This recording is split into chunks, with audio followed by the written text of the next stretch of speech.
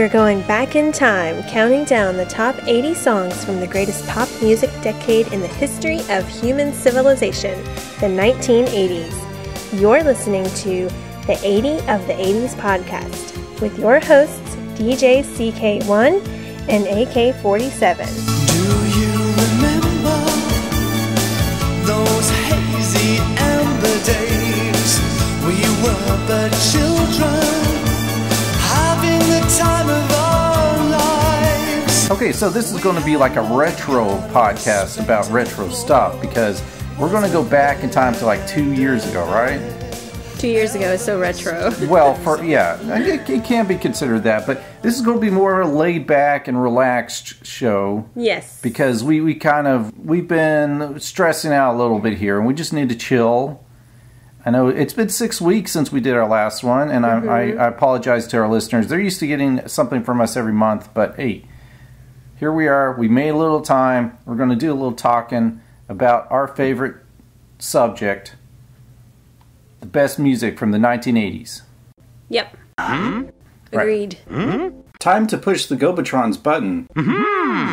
It's times like these that I'm glad to be a robot. What? What's wrong? You don't feel like touching the Gobotron tonight, do you? No, I insist. Time for a little robot chauvinism. Oh, it's not about today. touching the Gobotron. I just, Yeah, that whole secret word shtick is kind of worn out. Is that so? I think he's outlived his usefulness. Traitor. I cannot believe it. I cannot trust my own logic circuits anymore. Okay, so this show, what we're going to talk about a number 46 song and artist and some albums. I'm going to do yet another one of my favorite album countdowns, 5 of them this time. I'm not going to do 10 like Susie Sue I did last year. That was just too much.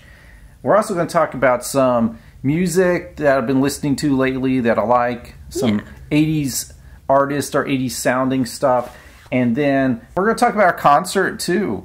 Oh, yes. Yes. And we're going to have some listener mail. So we got a lot to offer you here. All right. But you know who number 46 is. Announce it. I do, but I'm going to let you do this one. Okay, it's Marc Almond.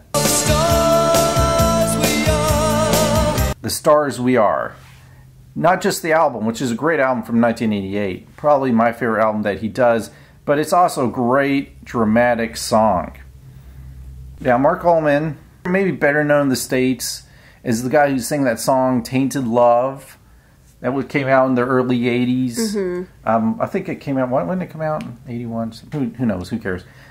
We're supposed to know our facts, man. We're supposed to know our facts. But no, I mean, Soft Cell was a bigger act in UK, and Marc Almond saw a lot of popularity in the UK. He's a pop celebrity where he'll get stopped and people take his photographs and ask for his autograph on the streets of London quite frequently. And here, hardly anybody would know they who would he just was. look at him and think, who is this guy that's clearly had plastic surgery and he looks kind of strange? And he's had a lot, and some of that's due to because he wants to look young. Well, it's no knock. I mean, a lot of artists do that, But he had a tragic motorcycle accident several years ago.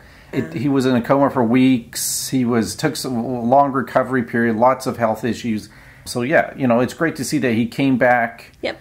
And he's putting out just as much music as he was back in his heyday, his hot period when he was totally sexy. No, I mean, hot was, I think, from like roughly 86 to 91, he was putting out music nonstop. And he's kind of gotten back into that. So we can talk about that in a little bit. To me, he's a star, and he has a lot of albums were named a star. We're talking about, he had one called Stardom Road, one was Fantastic Star, Stars We Are, of course, which is this song.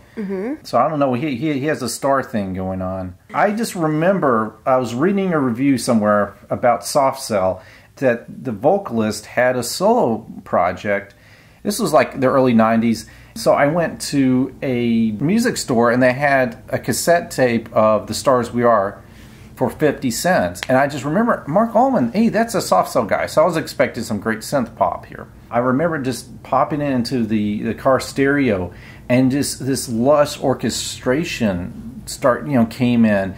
I didn't really hear that much as far as synthesizers, but you hear lots of strings and woodwinds and some brass here and there. And the songs are just beautiful. And his voice, it echoes like he's singing in what they call the old-fashioned halls, like the old-fashioned entertainment performance halls back in the early 20th century, because that's like one of his influences. He just always loved like 20th century European cabaret and vaudeville, crooners, all that kind of European musical traditions, the composers of France and Russia.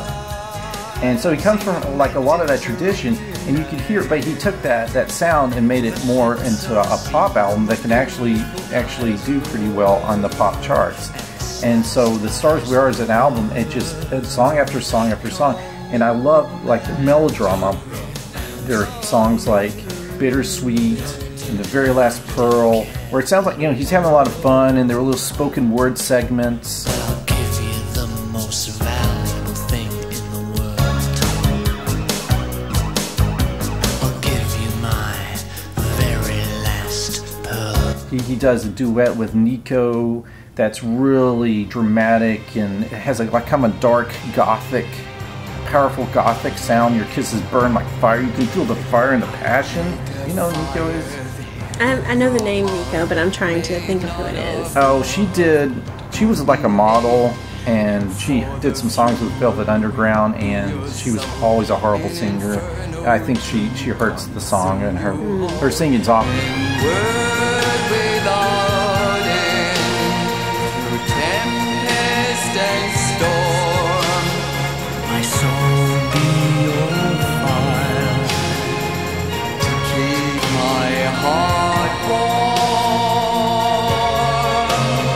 But she died like not long after that song was recorded.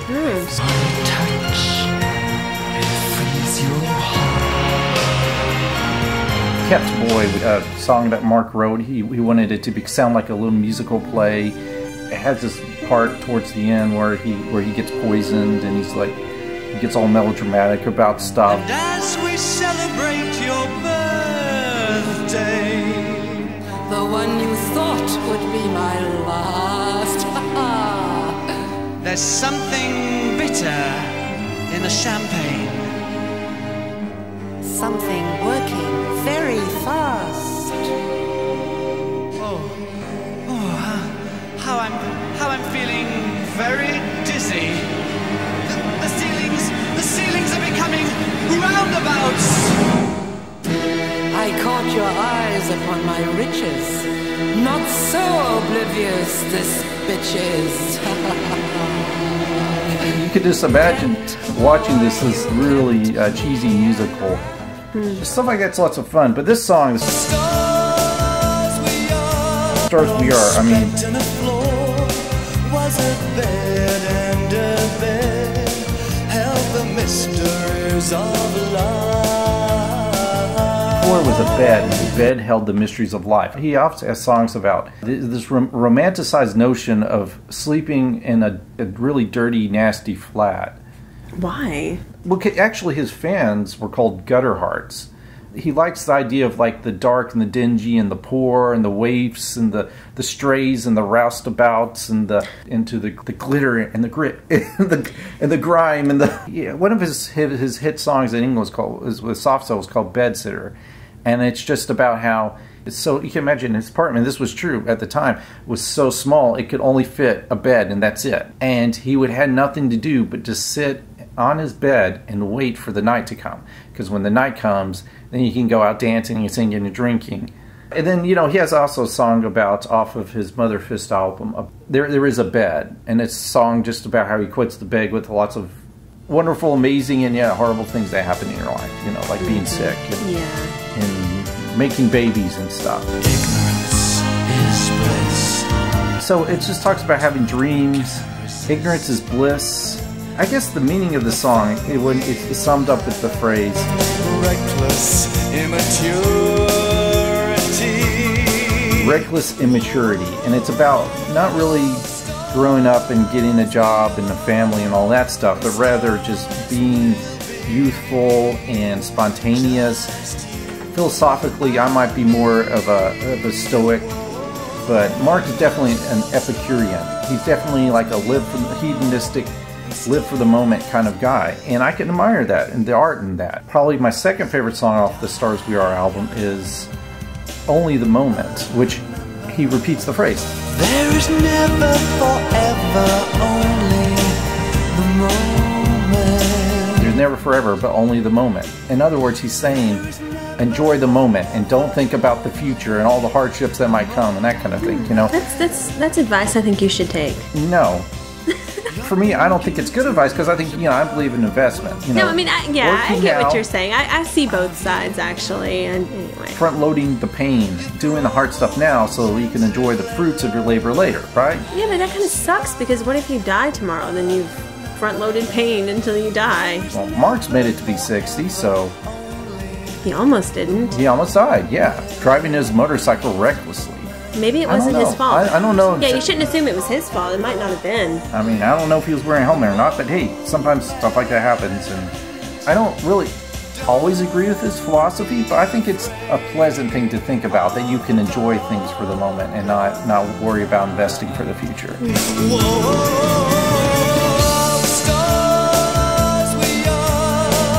But I also like the structure of the song because really you don't really hit the chorus until the end of the song, if you call it a chorus. It kind of builds up with a verse. It gets a little bit discordant during the speaking part, and then suddenly it boosts in with he repeats a little bit of the verse, and then he hits the climax of the song. And it sets a tone for the whole album. A journey through the wonderful, whimsical world of Marc Almond, a place where I secretly would like to be. I know you would. I like almonds a lot. Well, almond milk, almond butter. Yeah, that's his real last name, not because he liked almond. I always thought, though, he should use, like, almond as a symbol. Like, it would be cool if in his videos he'd toss some almonds out. Yeah. But no, he didn't. His real name is Peter Mark Sinclair Almond. He dropped the Peter, and he changed the K to a C because... knowing Marc Almond, he'd be a fan of the whole glam scene that happened in the 70s, you know, the David Bowie T-Rex stuff. So, like, his hero was Mark Bolan, so he changed his name to C as well. You know, I like Marc Almond simply because... What do you think about I don't really know a whole lot about Marc Almond. I never claimed to be an 80s aficionado to where I know everything. It's mostly you, and I kind of just give my input. But I like Marc Almond because I like his voice. If you're listening to Marc Almond, I couldn't tell you what song it is or what album it comes from, but I would know that it's him from his voice, and I will listen to it. Even now, to this day, as old as he is, his voice is still great. I have mixed feelings about his voice. Really? And, right. Knowing him, his character, who he is, I can listen to any song with Marc and love it because it's Marc. And I mean, I've been listening to him for like 20 years. Listening to his earlier stuff, like the stuff he did with the Willing Sinners, even more with Mark and the Mambas, his voice sounds very untrained. Sometimes he sings in weird keys and weird notes. He often would sing his songs in one take, and then that's it. And become a common theme that we've passed several episodes is that first take is the best. Like, for example, the Together with Electric Dreams. Then he started taking his voice more seriously in the later 80s, more professional, and yet... according to Andy Bell of Erasure, what Andy Bell said was that Marc trashed his voice. Even though he was like maybe putting good effort in the studio, he was like, you know, drinking and smoking and stuff a lot. And Marc had a huge ecstasy addiction that lasted through much of the 80s. And a lot of his ecstasy use was done in conjunction with his insecurities. It took him for a while to where he was comfortable on a stage or comfortable doing interviews. So he always felt like he had to be high. I think that's pretty common with musicians. But the ecstasy gave him the confidence. Yeah. And if you read his autobiography, Tainted Life, it's a good read. It's better for fans than just a casual listener. But there are a lot of interesting anecdotes. But like one of my favorite stories from the book, and I'm paraphrasing because I haven't read the book in several years. This is when Tainted Love had become a hit song. And he was in America, and he said this short little dark goblin walked in, and Marc was high off of his ass at this time. I would say so. Right. Came in and said, hey, you know why Tainted Love has become such a big hit in the States? Is because of the part where it transitions to Baby, Where Does Our Love Go? Because that was the extended version of the song. Marc Almond was just so freaked out and scared by this little troll that has walked into his dressing room. He's like, get the hell out of here. I don't want to ever see you again, right? Tossed the guy out of the room. And someone else walked in and said, Mark, you don't know what you're doing. You treat him this way, you're never going to be anything in America again. He has such a say and a pull in the American music industry. And Mark said, well, years later, I saw the guy again, and I knew who he was. It was Casey Kasem. And he said, strange enough, even though I was high off my ass, he still looked like a little goblin or something. Oh, that's so mean, but man, that's funny. This is last goddamn time I want somebody to use his fucking brain to not come out of a goddamn record that is that's up tempo, and I got to talk about a fucking dog dying. Oh, how about the video? You don't remember the Stars Wear video? We watched tons of videos. It had an appearance from one of your favorite musicians in it. He's on his way towards Vegas. Elvis? Right. Remember they pick up Elvis on the side of the road. Oh, in the car. Duh. Yeah. Whoa. What is in this bottle? I thought it was Diet Coke. Whew. I remember they pick up all the random people on the way to Vegas. Random weirdos. Yeah. Yes. I didn't say weirdos. I said people. But you know what? It must have been a very forgettable video for me. Well, it wasn't that. It doesn't really do the song. But the song, I don't even know if the song was really a single. It almost seems like they kind of threw it together because they did the video for Something's Got a Hold of My Heart in Vegas as well. So that song, like, he recorded it himself, just him singing it, and that's on what you get on the album, Something's Got a Hold of My Heart.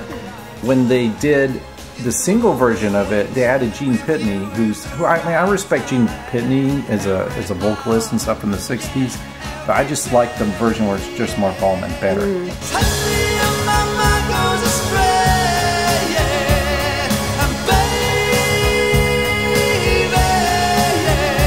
A lot of people probably disagree with me on that, but yeah, they recorded the video in Vegas as well. So that's probably, they were on their way to meet up with Gene Pitney on the top of the Flamingo Hotel or whatever in Vegas, and so they're probably on their way. They're like, let's shoot another video. When we cut to commercial break, you have to say commercial break. Commercial break. No. 80 of the 80s. We'll be right back. So smother me in ambergris, make a perfume out of me, bergamot and vetiver, put your face in my bouquet, inhale me, the dancing monkey. Fruity marshmallow crispies, lots of fruity marshmallow chips. Eat you snap, crackle, poppin' over lots of fruit taste. Wow! Fruity marshmallow crispies, orange, lemon, raspberry, grape. It snap, crackle, and poppin' with lots of fruit taste. New Kellogg's Fruity Marshmallow Krispies, part of this complete breakfast. Mmm, how fruity! Fruity marshmallow crispies, you'll be snap, crackle, poppin' over lots of fruit taste. Hey, this is Rob O'Hara, and I'm inviting you to check out Sprite Castle, a podcast dedicated to my favorite computer of all time, the Commodore 64. Even though the Commodore 64 was released more than 30 years ago, did you know people are still making new games for it? On Sprite Castle, I cover the latest Commodore 64 news and game releases, as well as give an in-depth review about one classic game on each show. If 16 colors and 64K were enough for you, check out Sprite Castle, which you can find at spritecastle.com or on throwbacknetwork.net, your home for quality retro podcasts. Only Amiga makes it possible. Only Amiga makes it possible.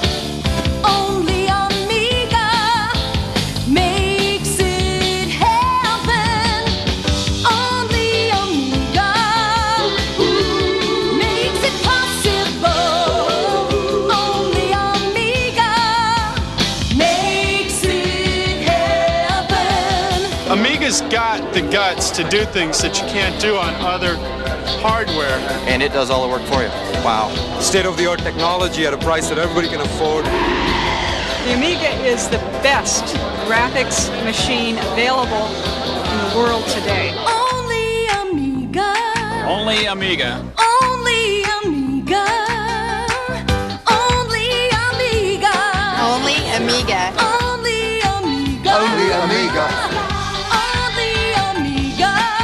possible. Only Amiga. Only Amiga makes it possible.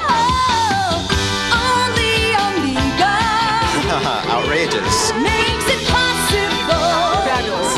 Only Amiga makes it possible. Only Amiga This is it. makes it possible.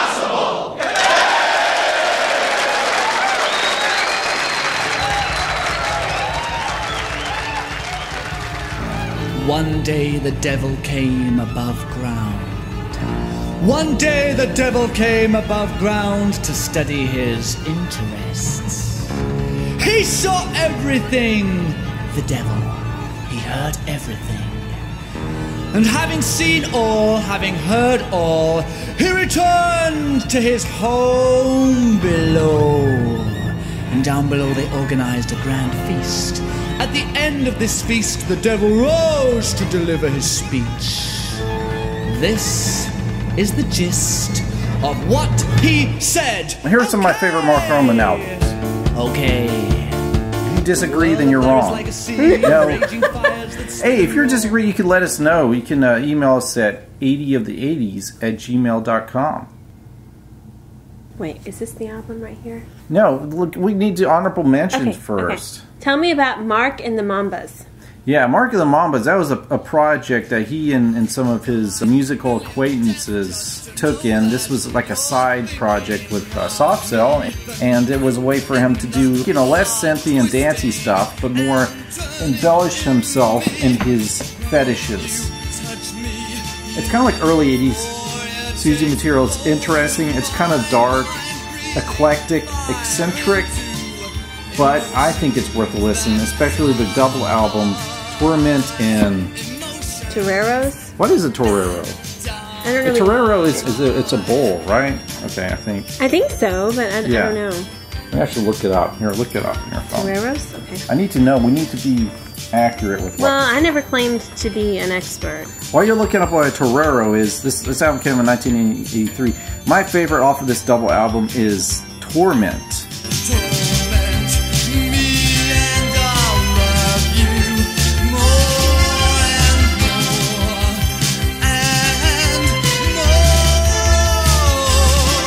Which is a song that Marc wrote with Steve Severin of Susie and the Banshees and Robert Smith of, you know, Robert Smith, right? Mm-hmm. The Cure. Yeah, there you go. I do know some stuff. Yeah. All I got when I put Toreros is a Mexican restaurant. There we go. We're going to endorse Torero's Mexican restaurant. I think it has either a bull or a bull. A toreador is a bullfighter, so I think it's a. I think it's a Yeah. Okay. So Torment and Bulls. Oh, the album does have a little bit of a Spanish vibe, so there you go. And also I'd like to mention Velvet Trail, which I mentioned before. That came out a few years ago. It was a very pleasant return for Marc Almond. Scar is a beautiful song. Bad to Me is a lot of fun. You remember the Bad to Me song, yeah, right? I do remember that, yeah. Mentioned that. That came out in 2015.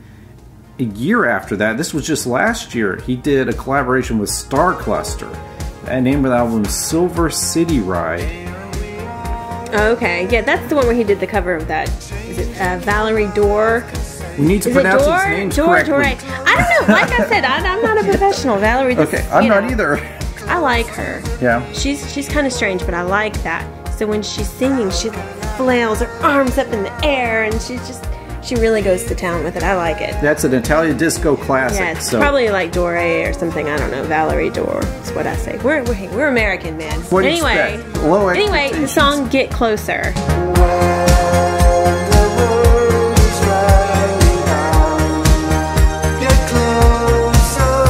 He does a cover of that song, and it actually sounds pretty similar. But the other songs on it are it's like top shelf synth pop. It's kind of tapping into that synth wave underground scene that's going on now. So Marc did a whole album with that. I was a little disappointed with the Soft Cell album that came out in 2002, but this sounds more like what it should have been. I haven't listened to the whole thing. That's why it's not on my top 5 Marc Almond countdown. But okay. The name of that album is Silver City Ride for you downloaders out there. Okay. All right, so your number 5 is Fantastic Star from 1996. Marc, he did a few little side albums with French. What do you expect of an American? French fries. Oh my God, I can't Some of that handle it. French dressing.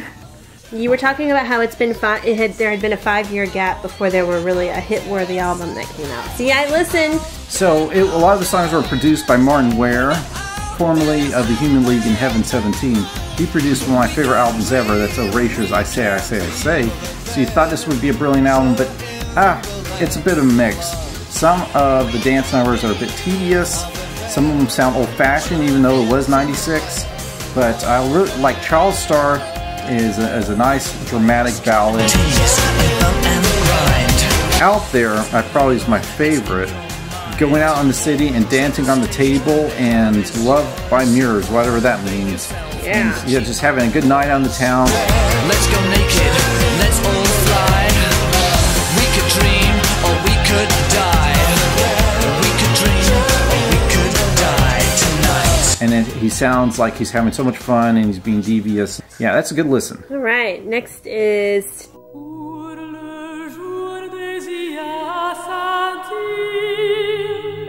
Is it Tenement Symphony? Yes. 1991.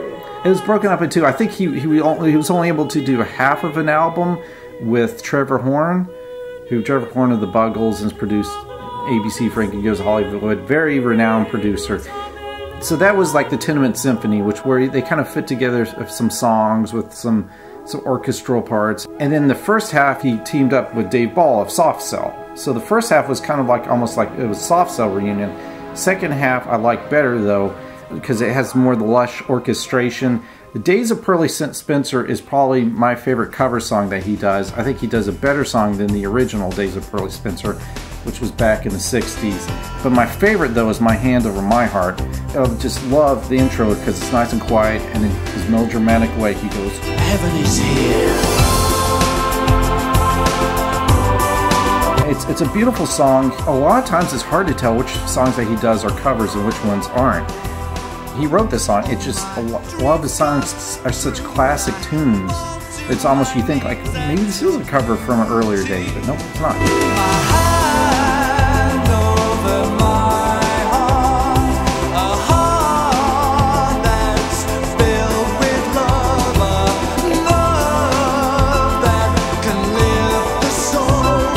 The next album is going to be Mother Fist and Her 5 Daughters from 1987. Yeah, that's a strange name for an album, huh? Yeah, it is. Mother Fist and Her 5 Daughters. I guess like your hand and the fingers? Yes. So I'm right? Right, yeah, good. That's a song about when you're a sailor in the sea and you're lonely. Oh, I see, yeah. You're visited by, okay, so... Wow, okay. Here, actually, I read a good quote about this album. It says that it embraces European cabaret to an even greater degree than David Bowie's Aladdin Sane. Lyrically, it's a series of short stories and character sketches. It has some interesting tales. Mr. Sad, probably my second favorite song off the album. Starts out slow and then it gets a big bombast of like old-fashioned brass band comes in and blows it out of the water. So I'm gonna fly away on my wings. I'm made out of sorrows I threw away. Maybe I'll be back one day. I think Ruby Red is another classic Marc Almond penned song. It's a good catchy song. I know that song. It's a good song. It's a fun little song, yes. Ruby, Ruby Red, oh, shine a light onto this boy's bed. There's a street light glowing in my head. Ruby Red. Yeah. All right. Okay, then we have Enchanted from 1990. This album, the reviews weren't that good on it. I think it's underrated. Marc wasn't too fond of it because with Mother Fist and the Stars We Are, he was finding a good balance between the art and the pop. He wanted to go more of an arty experimental direction, but the record label and the producers were like, no, we need you to be like Depeche Mode. Your soft cell fans are getting older. They like more hardcore dance. Like Depeche Mode, we want something to sound like that. It's a bit of a compromise. I think lyrically and melodically, some of his best songs. And hey, there's nothing wrong with Depeche Mode like synth pop. So not at all. There is one song called Willow Weeds that I'm not as fond of because it gets a bit monotonous and overlong. I mean, the synthesizers sound a bit cheap in that tune. But then he's got like a song, The Lover's Spurn. Like the production and the recording of that song was half the budget of the album, was just spent on The Lover's Spurn. Whoa. But my favorite is The Desperate Hours, which is a good dance tune. But The Sea Still Sings is like an old romantic ballad about drama of the sea and the stories of the sea.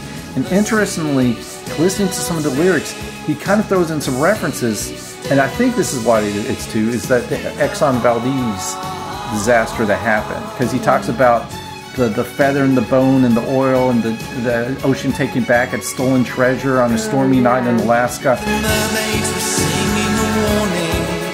The mermen were teasing and taunting.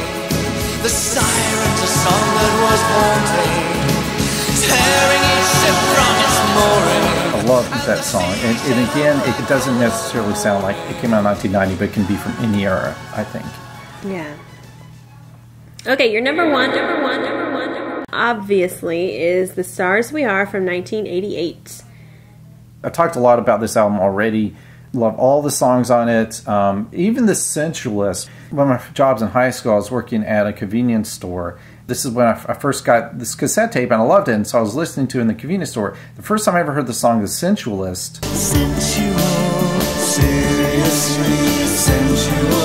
was I was working, and I had it turned up pretty loud, and I had like these redneck guys come in to stereotype, you know these guys who are maybe typically into country music and stuff. And then Sensualist comes on, he's like going, it just was really weird. I think they looked at me like, what the hell are you listening to? Oh, that's fantastic. If you can imagine, yeah. So isn't this the album that has Tears Run Rings on it? Yes. I like that song. Yeah. I would say that's probably my favorite Marc Almond song. DJ Nurmix has said on a previous show that, the trumpet part is great.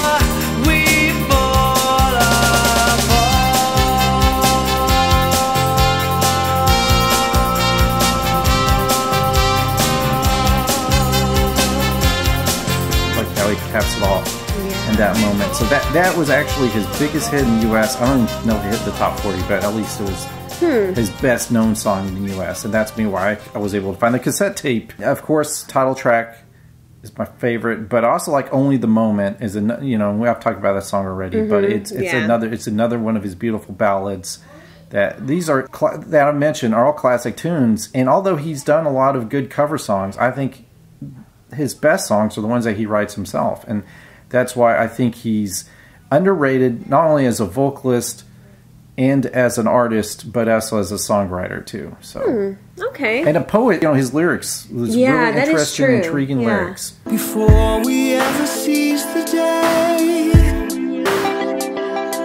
the calming of the season's end. Let's move on though, huh? Okay, what are we moving on to? Well, do you want to discuss the concert, or do you want to do listener mail? Well, I was going to talk about some songs that have come out recently that I like a lot. I think we need to let our listeners know at least what we think about the new Erasure album. Yes, definitely. Right. Yeah.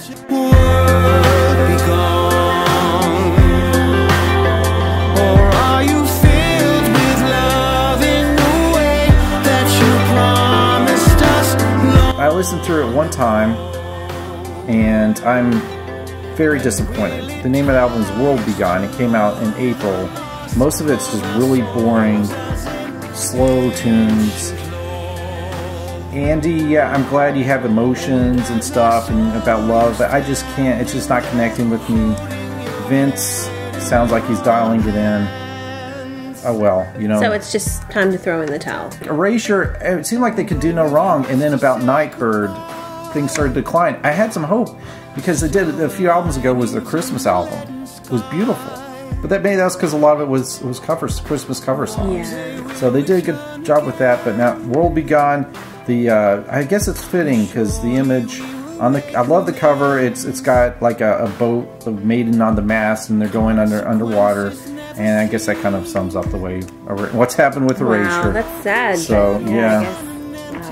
Well, eternal respect to them. though, for what they've done in the past. But on the bright side is Yeah. OMD. Yes. OMG, I had to say it again. Fantastic. Their new song, Isotype? Right.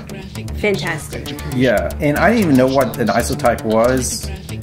Maybe I should know, but I think it's more of a European thing because they have international multi-language symbols. That's what it's about. And like listening to the lyrics at first, I thought this is kind of the same thing as lyrically as History of Modern song, but they're doing the Kraftwerk thing again. Yes, definitely some Kraftwerkiness in that song. Right. Definitely. Yeah, Loved that it. they're singing about simple things that maybe we don't really think about or take for granted. It's very much classic OMD song.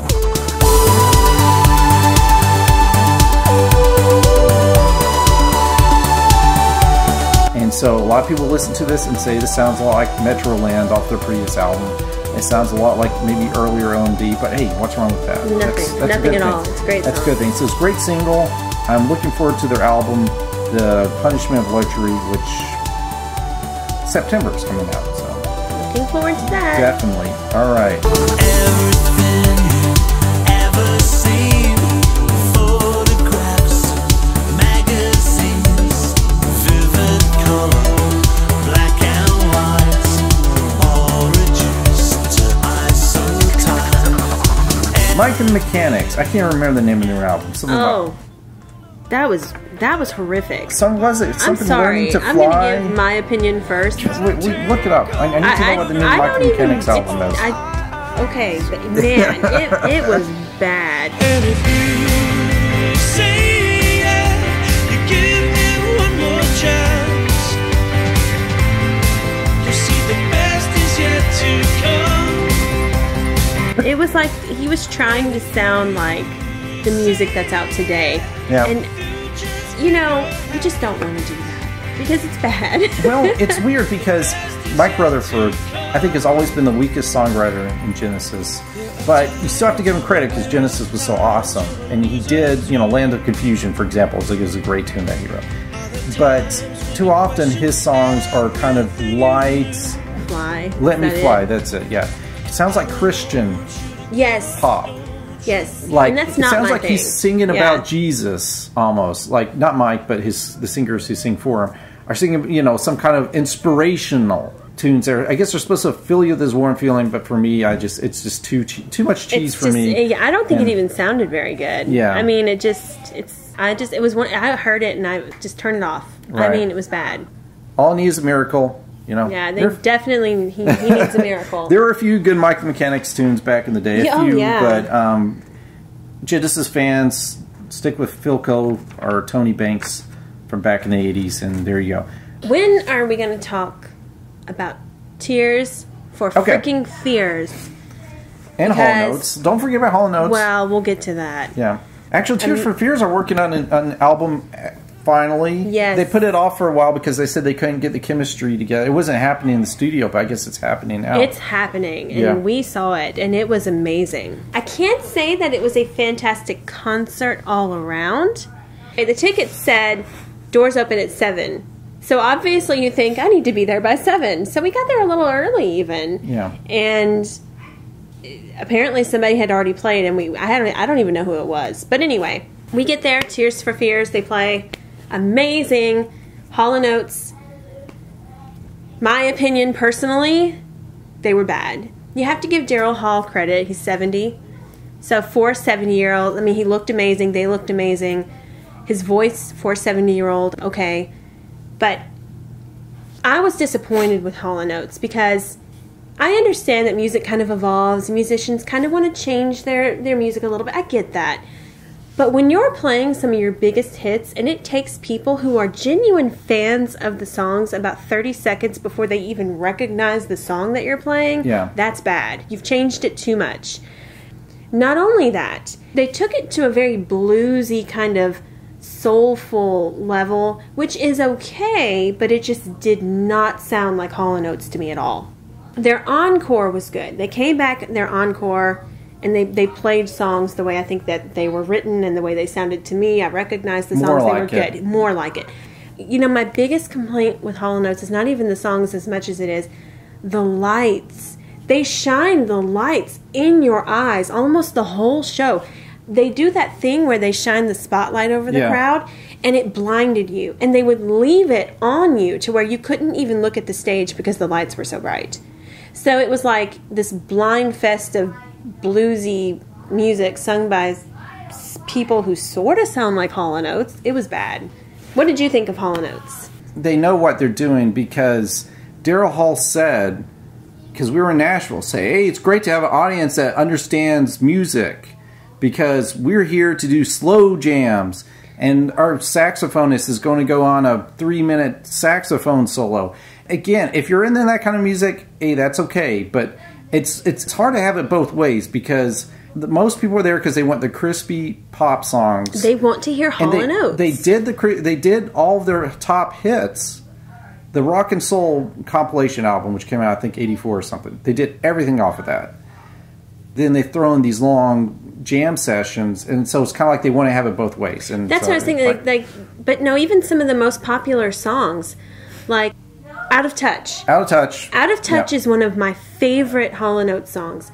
It took me a good 30 seconds, if not longer, before I recognized the song. I mean, once he started singing, I guess I sort of got it, but it was very disappointing to me.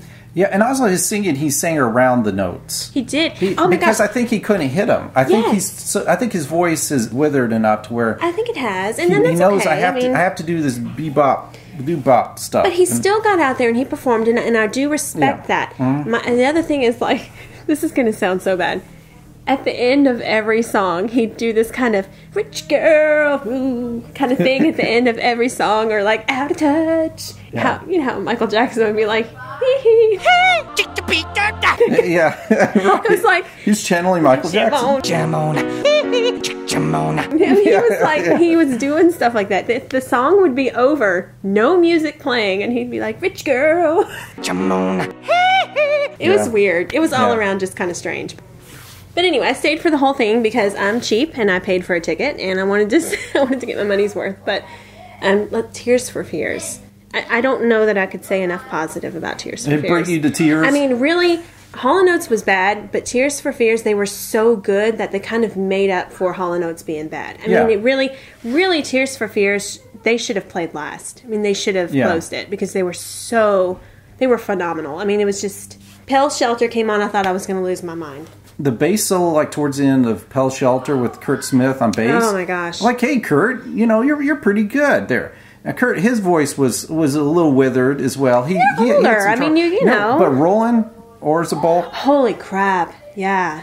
His voice is as deep and as powerful as it's ever been. Just amazing. Right. Just amazing. Yeah. It was just fantastic. Well, they did all my favorite Tears for Fears songs. Yeah. And they did a few off of their Everyone Loves a Happy Ending album, which I think is an underrated album. It came out in 2004. Secret World, beautiful song, sounded great. I think the highlight of the show, the best song for me, was Memories Fade. Yeah. They made that more dramatic than it is even on the Hurting album. So I loved hearing that song. That's kind of like one of those deep cuts, that I appreciated hearing. So. For me, oddly, guys, be quiet. Guys, keep it down.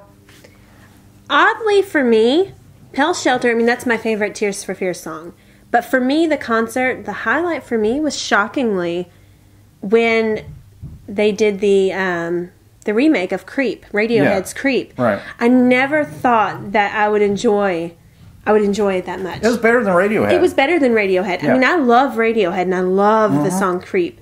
But it was a magical moment. I am certain somebody has put that on YouTube. If you have a chance to look it up. Yeah. They've probably performed that song other locations, but look up Nashville. It was amazing. Yeah. I had chills on my body the whole time that song was playing. It was amazing.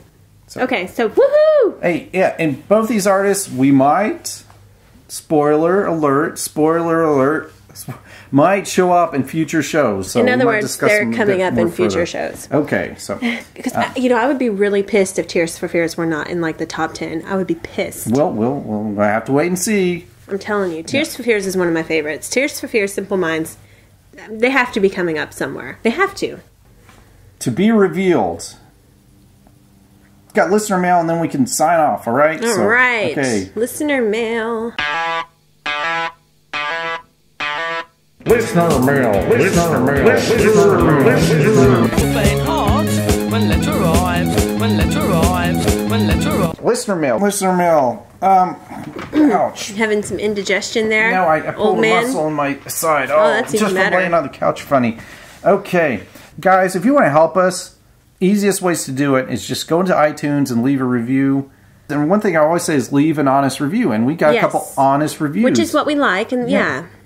The first one was from a man of cash. And he said, I appreciate the research they do for the song artist. It feels as if it's a pop-up video podcast. The retro commercials are great. Yes. So, yeah. Thank you, man of cash. Yeah, that's awesome. And then we also got one from Kentaro. And this one was 2 out of 5 stars. Okay. While I enjoy listening to these two banter and revisiting the 80s is fun, the consistently mispronounced artist names don't... Why? That's true. We do. We're Southern Americans. I mean, come on. You know, I try the best I can, but a lot of these names I read them and I don't really. I should watch more interviews with them. Well, I mean, I know I mispronounced Ralph's name, but that's kind of endearing. But go ahead.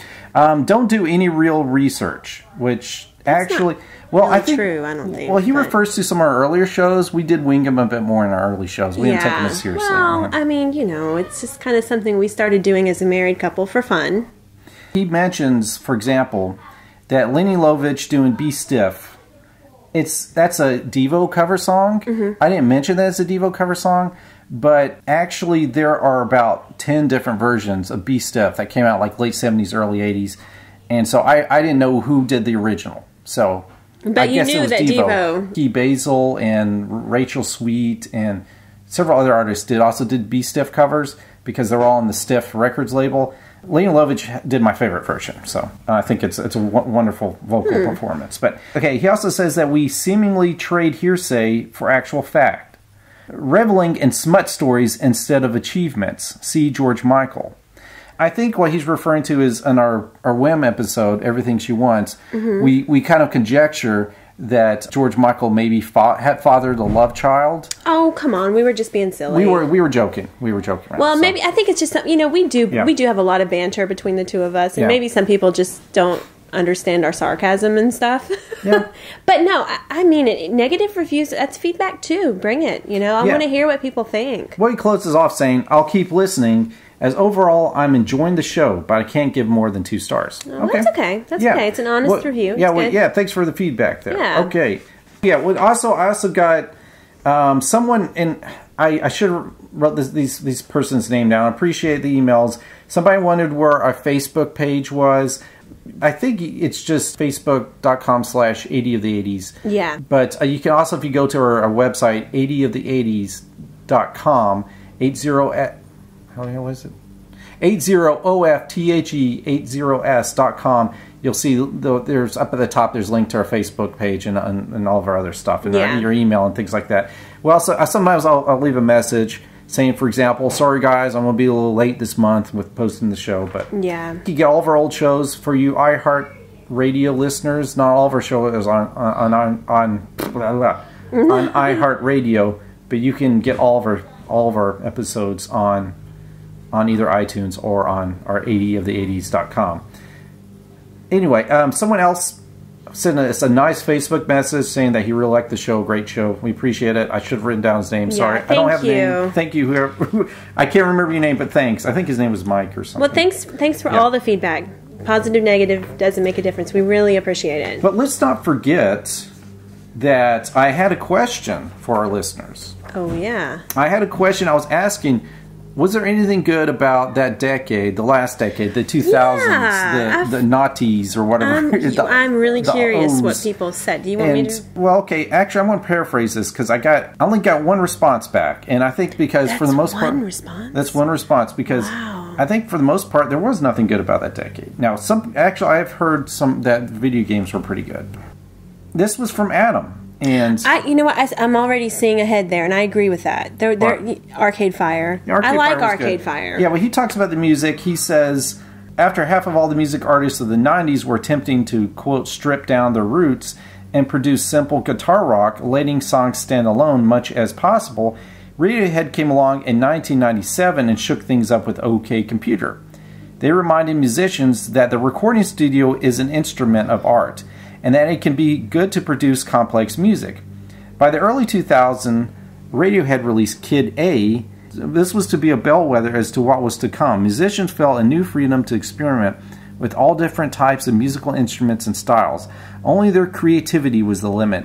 At the same time, the major record label system was breaking down, blah, blah. Okay, I'm going to kind of skim through this. I was going to say, I thought you were going to paraphrase. Well, no, he gives like a whole historical thing of music. Obviously, he knows his stuff. He mentions Bell, Sebastian, and Beck would produce their best works, and other new bands would strike out new directions. They were not afraid of mixing genres and instruments other than just your typical guitars and drums. And then he gives me a list of all the stuff he liked from that decade. All of his favorite albums, like Air, had some stuff. I'm just going to mention the artists. April March, I like her. Beck, Bell and Sebastian, Broken Social Scene, Broadcast, Camera Obscura, Coldplay. I don't know about Coldplay's okay. They're okay. Their early stuff I thought was good. Def Cab for Cutie, Kings of Convenience, My Morning Jacket, Muse, Pulp. Pulp was, I mean, they've been around since the 80s, though. So. Yeah. Richard Hawley, Rheostatic, Stereolab, Sufjan Stevens, Supergrass, The Avalanches, Wilco, Bird and the Bee, Andrew Bird, Keen, The Knife, Super Free. Okay, yeah, so it says there's a lot more good stuff from this time, but more likely, much of it will come out in light after 20 years has passed. Yeah, he makes a good point. I think you have to delve deep. You can't just listen to the wow. Is that what they call it? Wow or now? Not yeah. Wow is the Christian version. Now that's what's great music. You can't just listen to that to get a good retrospective of the music of that old decade. Well, I mean, my favorite band, Oasis, they had some great stuff come out in 2000. I mean, like my favorite Oasis song actually came out in one of their last album, Dig Out Your Soul. Yeah. Falling Down is, to me, fantastic Oasis song. I know it's not 80s, but yeah, I mean, there's some good music. But just a lot of people, they pigeonhole them as a 90s group. They do, yeah. Well, I mean, probably not in the UK. But here in America, as an Oasis fan, if you tell people, I like Oasis, they're like, oh, that Wonderwall band. They don't. They know nothing beyond that, and most people don't even know Wonderwall. I mean, it's amazing. Hey, but that's why we're here. Yeah, we're here to spread the gospel, to share the power and the beauty and the joy of awesome 80s music. Next month, we're going to be going down to number 45. Which is? You just got to wait and see. You just got to wait and see. So, Kraftwerk. All right. When is Kraftwerk? No. I know that face. That's a never face. Just like George Michael says. Are we going to fight? Faith, the faith. I'm trying. You're making it very difficult.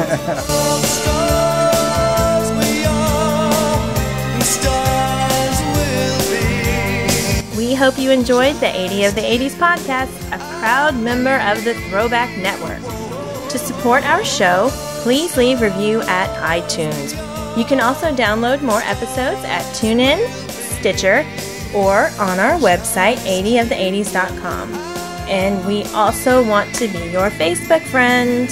Until the next song, this is AK-47 thanking you for your power play.